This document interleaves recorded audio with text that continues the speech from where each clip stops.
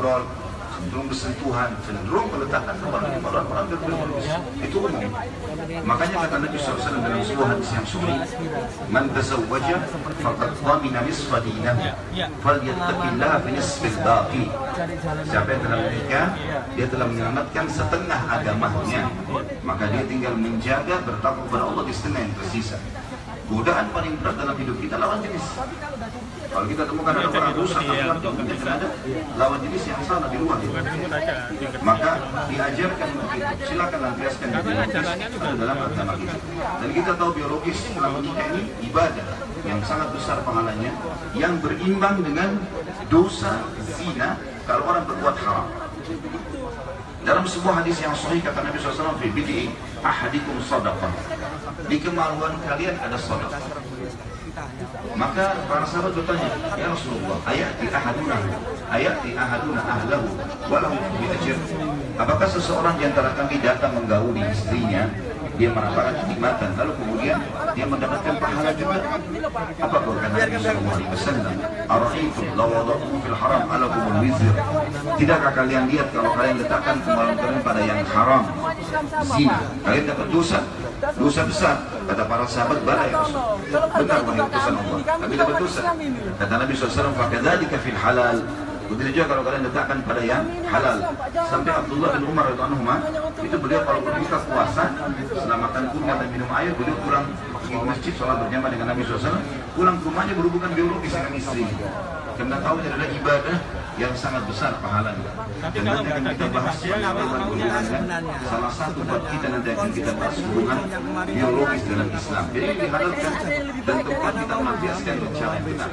Serta pernikahan sama zina, teman-teman sekalian, itu perbedaannya hanya 5 menit saja. Semua sama-sama tujuannya biologis. Orang kalau zina tujuannya biologis. Ini naik sudah ini. Pacaran di sini sama dengan orang berzina, keluar berdua jalan-jalan. Kata-kata ciuman. Silakan berdampingi. Bukan biologis. Anggota. Sekarang. Dan selalu saja yang harus lebih banyak mengecek aja. Misal, Allah haramkan babi. Lihat contohnya, Allah halalkan sapi, kambing, ya, kelinci, ayam, kemudian hewan-hewan di air. Jadi jelas sekali bahwasanya ya, Allah Subhanahu wa taala menghalalkan banyak hal. Allah haramkan zina, Allah halalkan nikah. Perbedaan zina sama nikah hanya 5 menit kalimat akad, gitu kan? Si laki-laki melamar, kemudian menikah, melamar, lalu walinya mengatakan, "Saya nikahkan kamu dengan anak perempuan saya, si Punana dan mas kawin ini." Kemudian saya terima nikahnya.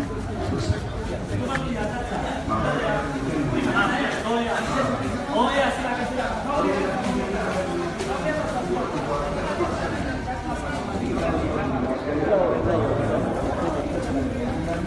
Jangan terpancing ya. Iya, jangan terpancing.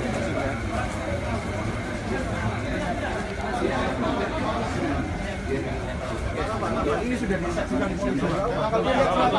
Biar nanti ada urusan sendiri. Polisi silakan. Kalau ganggu silakan. Ada urusan sendiri itu. Ya kan begini ya. Apa kok? Sekali lagi penyatuan antara dua lawan jenis anak Adam bentuk keluar darinya sesama jenis laki-laki dan laki-laki, perempuan dan perempuan. Kemudian dalam satu ikatan ritual ya, agama, maksudnya dalam ibadah yang menghalalkan hubungan biologis dan itu aja juga menyatukan antara keluarga dua pasangan, suku bahkan negara. Tujuan pernikahan, poin yang selanjutnya ada tujuan pernikahan. Yang pertama adalah ketaatan kepada Allah dan Rasulnya. Sebagaimana sabda Nabi SAW, nikah adalah bagian dari sunnah. Siapa yang menolak sunnah itu bukan dari golongan. Ada pula juga orang sahabat yang sekalian, mereka ahli ibadah, luar biasa ibadahnya. Jadi apa yang tidak biasa dikerjakan oleh dunia orang, maka mereka kerjakan. Dan selalu maksimal. Misalnya sholat 2 rakaat, mereka kerjakan yang 12 rakaat, yang maksimal. dan mereka istiqomah. Maka karena banyaknya atau sudah dikerjakan semua ibadah ini, maka 3 orang ini mengatakan kayaknya kita harus cari tahu ibadah apa yang kita belum kerjakan. Ayo kita ke rumah Nabi SAW. Datanglah ke rumah Nabi SAW menemui Aisyah radhiyallahu anha. Lalu mereka bertanya, wahai Aisyah, apa yang dikerjakan Nabi SAW di rumahnya? Kata Aisyah, Nabi SAW di rumah kerjakan seperti laki-laki sesuatu dengan kalian di rumahnya.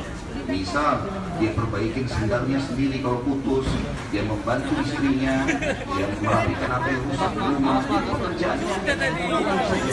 Rupanya 3 orang sahabat ini seakan-akan menganggap, oh cuma itu ya, mereka berharap ada ibadah yang besar. Maka terdengar oleh baginda Nabi SAW masalah ini. Beliau pun naik ke atas mimbar, salat tahmid dan salawat, kemudian beliau menyampaikan. Beliau mengatakan SAW, telah sampai kepada saya berita ada beberapa orang yang terkadang begini dan begitu. Rupanya 3 orang sahabat ini waktu tiba ke masjid, keluar dari rumah Nabi SAW, mereka berkata, yang satu bilang, mulai sekarang saya tidak mau nikahi wanita, biar saya fokus ibadah. Yang satu lagi bilang, mulai sekarang saya akan fokus puasa. Saya tidak buka puasa karena sudah tidak tahan. Pokoknya intinya batal hari ini dan tidak ngomong. Kan kemarin ditolak, hari ini ditolak di rumah. Sudah, Pak. Sekarang pindah ke sini. Dia katanya kan rekaman, sudah bukti nggak ada kebaikan, ada kebohongan. Nah, ini sampean yang Nabi SAW lalu mengatakan, kalau sampai kepada saya berita tidak beritahulah, saya orang yang paling bertanggung jawab di antara kalian. Saya juga menikahi wanita, saya juga tidur malam hari dan saya sholat, ya. Dan saya juga berbuka puasa. Rasulullah sudah bukan dari golongan. Tidak bisa melarang apa salahnya dia. Juga sabda Nabi SAW memotivasi semua anak muda muslim untuk berumah tangga. Di antaranya hadis sahih yang berbunyi, wahai sekalian anak muda, barang siapa yang bisa menikah, sudah mampu menikahlah. Mampu di sini maksudnya adalah punya kemampuan secara fisik, bukan finansial. Jadi tidak ada hubungannya teman-teman sekalian antara ibadah dengan harta. Jadi banyak orang misalnya mau menikah nanti kalau sudah kaya, ini tidak ada hubungannya dengan hal tersebut. Makanya ada sahabat yang tidak punya apa-apa lalu menikah. Contoh misalnya hadis Bukhari menjelaskan, ada seseorang wanita yang menawarkan dirinya kepada Nabi SAW. Nah, dikenal dengan Al-Wahibah Sahabat Nabi. Wanita yang menawarkan dirinya kepada Nabi SAW. Pada saat itu Nabi SAW melihat wanita yang tidak punya hajat, beliau tawarkan ke sahabat di masjid, siapa yang mau nikahi wanita ini? Ada satu angkat tangan, saya. Kata Nabi SAW, coba pulang ke rumah, cari walaupun hanya cincin perak, jadikan sebagai mahar supaya menikah. Maka dia bilang, dia pun pulang ke rumah, dia berkata tidak ada yang suka. Tidak ada sama sekali, tidak ada yang mau apa-apa kecuali baju saya dibadan dan piring-piring yang saya pakai untuk makan. Lalu kata Nabi SAW, apakah kau punya ayat-ayat Al-Quran yang kau hafal? Dia bilang iya. Kata Nabi SAW, jadikan sebagai mahar. Jadikan sebagai mahar. Jadi di sini tidak ada sahabat, tidak ada hubungannya dengan ibadah ini, tidak ada hubungannya dengan finansial atau harta. Cukup saja dengan itu. Seperti itu. Kata Nabi SAW, sekali anak muda, siapa yang sudah mampu, maksudnya mampu secara fisik, maka sebaiknya ia menikah. Karena menikah akan lebih menjaga pandangannya dari yang haram, juga menjaga kesucian kemaluannya. Nah, kalau menikah dia akan bisa mengumumkan dari yang haram, pandangan matanya dan kemaluannya juga diletakkan pada yang halal. Itu tujuan pertama, menjalankan sunnah Nabi SAW. Yang kedua, perkenalan dan perluasan hubungan. Tujuan menikah begitu. Jadi kita kalau menikah, maka kita akan bertambah kenalan, luas hubungan kekeluargaan. Sebagaimana firman Allah Subhanahu wa taala dalam surah Al-Hujurat, surah nomor 49 ayat 13. A'udzu billahi minasyaitonir rajim. Ya ayuhan nasu inna khalaqnakum min dzakarin wa untha wa ja'alnakum syu'uban wa qaba'ila lita'arafu inna akramakum indallahi atqakum innallaha 'alimun khabir. Rasulullah salatu ala yasin habibillah tawasalna bismillah wa bil hadi rasulillah wa kulli mujahidin lillah bi ahlillah ya Allah.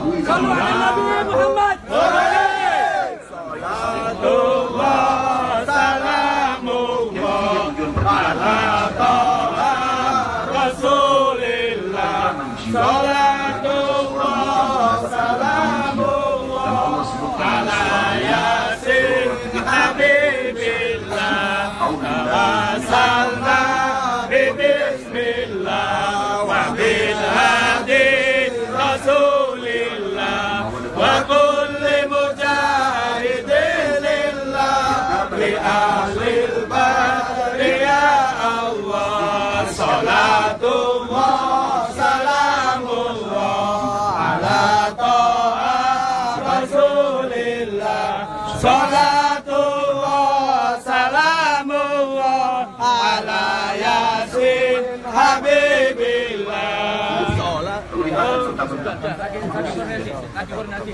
Supaya kalian cenderung merasa tenteram kepadanya. Tujuan adalah ketentraman jiwa. Dan dijadikan Salamullah ala Rasulillah, salatullah salamullah ala Yasin Habibillah, tawassalna bismillah wa billahi Rasulillah. dan jangan bawa PR ini banyak ya, tugas-tugas rumah tangga sebelum menikah misalnya banyak di antara laki-laki dia bilang nggak apa-apa saya menikah sama perempuan ini dan bikin Siap. toh nanti Tolong bahasa dia di luar bantu sudah dia masuk. untuk saya bahagia. Bahasa yang luar sudah Buat masuk. PR, kenapa nggak dari awal saya sudah pakai jilbab supaya tidak jadi masalah dari awal. Nah ini perempuan tidak sholat, oh ya, tidak apa-apa nanti saya bantu untuk sholat, ajarin Kita sholat. sholawatan sambil nunggu berhentinya. Kalau nggak berhenti kita nggak berhenti sholawatan. Ya. Salatullah salamullah ala Taha Rasulillah, salatullah salamullah ala Yasin Habibillah, tawassalna bismillah wa bil hadi Rasulillah wa kulli mujahidin lillah bi ahlil Nggak apa-apa. Masjid umum.